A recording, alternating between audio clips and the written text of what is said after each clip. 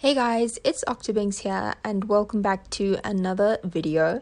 In today's video, I am doing a speed build of a home which featured in my latest Sparked entry.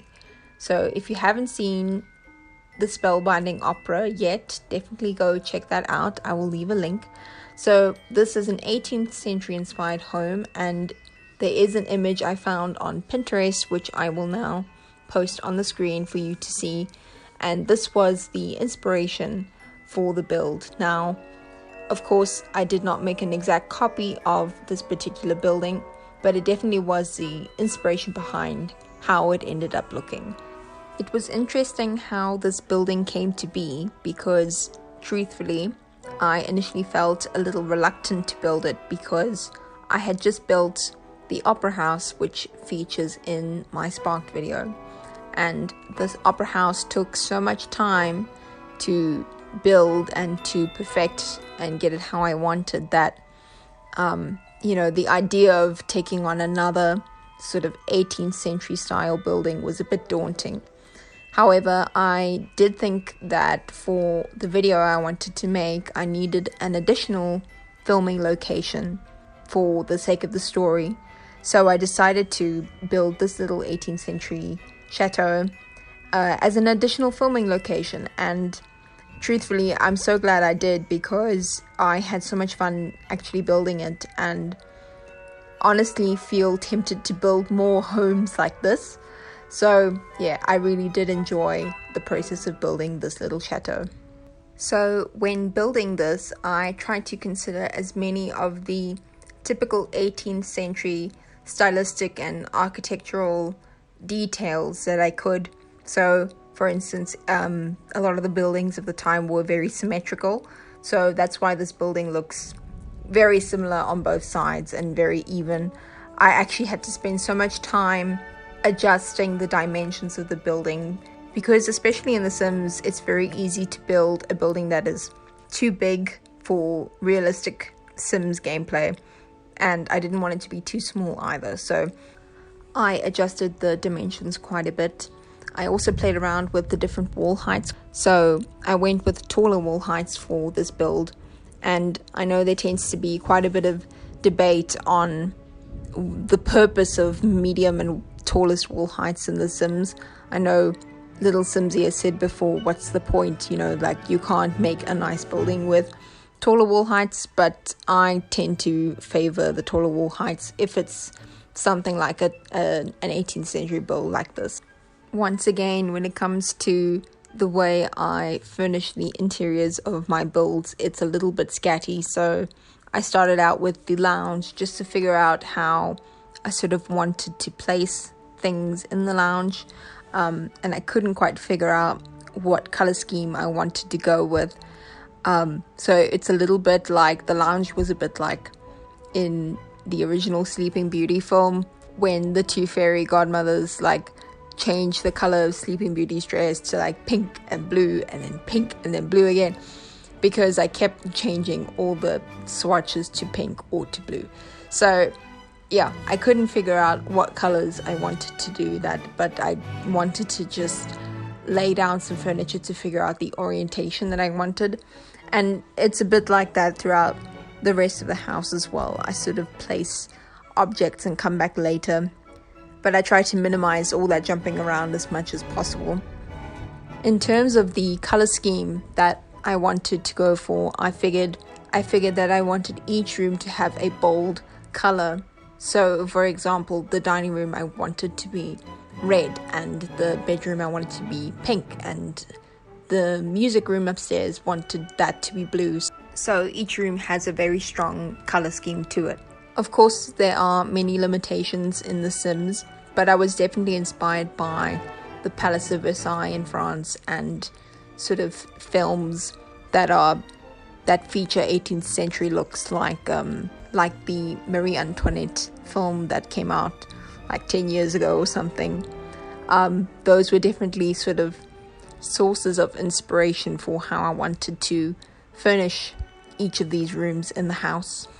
But I also allowed the objects in the game to sort of dictate how rooms would turn out. So this blue piano, for instance, I mean, I never see this piano get used in this shade for anything, but for this particular build, I thought this was the absolute perfect addition to the house, and I thought I need to base this entire room around the blue piano, so it became the blue music room. So because of the swatches we have in the game and stuff, I do also allow that to influence how the room will turn out. It's the same for other objects in the game as well. So for example, the fireplace that came with the vampires pack has some rather unusual swatches, and sometimes I think to myself it would be great to use this swatch in a room, and I will base the room around that particular swatch. So it wasn't exactly the case here, but like I used the pink swatch in the lounge downstairs eventually with that vampire's fireplace. But it's also the same with carpets, for instance. I mean, there are some carpets in the game which you never see typically from the menu. It's sometimes a mission to go through all the different swatches for carpets, and carpets can look very different to how they may appear initially in the catalog. But sometimes I find these carpets in the catalog that really would make sense in a building such as this one. So it was like that for carpets in the dining room, for instance, and the bedroom as well. As you will have seen just now, I also used some custom paintings from the Sims 4 gallery. Now, they aren't actual custom paintings, but they are the paintings that the Sims create when they paint a classical painting or a realistic painting in the game. But I found that they really suited the theme of the house, and I keep using them again and again in the last few builds that I have done. I find it so refreshing to use paintings that are a little different from the ones we have in the catalog, because those tend to get overused quite a lot. So it's a refreshing change for me to use some gallery paintings. So the floor plan for this building is perhaps a little bit unconventional. It is built for one sim, which is not very practical in terms of gameplay. I mean, you could always turn the music room into another bedroom, but it is meant for one sim. I also put the kitchen downstairs in the basement. So the idea behind this was sort of inspired a little bit by Downton Abbey, how they have sort of the servants' quarters and the kitchen and everything down in the basement of the building, so that the upstairs could be dedicated to the lord and lady of the house or whatever. So downstairs is the kitchen, as well as a servant's bathroom and a servant's quarters, which we have a butler in the game, which you could use. You could dedicate that room to the butler. I put 2 beds though, because I kind of imagined that there would be more than just one servant living in the household. Yeah, so the downstairs, the basement, is dedicated to the servants of the household. There's even a stairwell that leads from the basement up into the dining room straight away. So technically, the servants could prepare the food in the kitchen and just go straight up the stairs, and they would be right there in the dining room ready to serve the household members.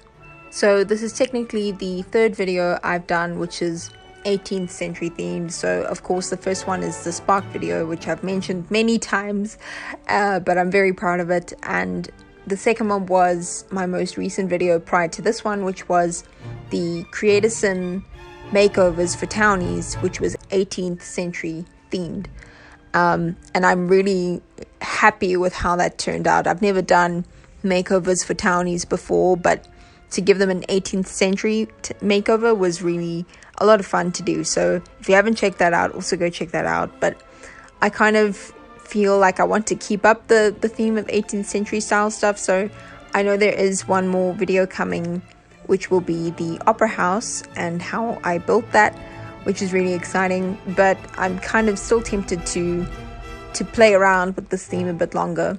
So if you would be interested in seeing more 18th century inspired Sims content, whether it's building a home for some of the Sims 4 townies in Windenburg or something else like giving more Sims a makeover, let me know in the comments below, and I will consider doing that in the future. As you probably will have guessed by now, this build is in Windenburg, as is the Opera House, which will be featured in a video soon. They're both in Windenburg, which is just the perfect place to have these 18th century style buildings. And I do like the idea of filling the world with more 18th century style buildings, and maybe some more buildings that are less upper class and more middle class or even lower class. So there's a variation between the kinds of buildings that I can use to fill out the world. So these are just some ideas I've been having with regards to the whole 18th century theme, and I would be very curious to know what your thoughts are. But anyway, here I am getting to the exterior of the build and the landscaping. So here I'm just putting sort of final touches on the roof and stuff, and I use these debug trees from Get Together that suit the Windenburg world. And yeah, I've had a lot of fun. Sometimes I leave the landscaping of the build to last simply because I really enjoy the landscaping, so it's a bit of a motivation thing for me. So I really enjoy doing the landscaping for this build, which has a lot of sort of mazes and rose features and water fountains and stuff. So yeah, I really enjoyed the landscaping of this, and of course it is all white themed, white flowers and such. So basically I made these custom hedges and just basically duplicated them a few times so that they were all the same size, and I did this using the room tool. And yeah, I basically added little features around here, these debug shrubs that came with Get Together, which look really smart and formal.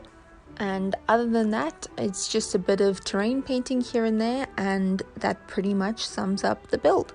So this will be available on the Sims 4 gallery to download. Make sure if you are placing the building that all the bb cheats are enabled because of the debug mode items and such.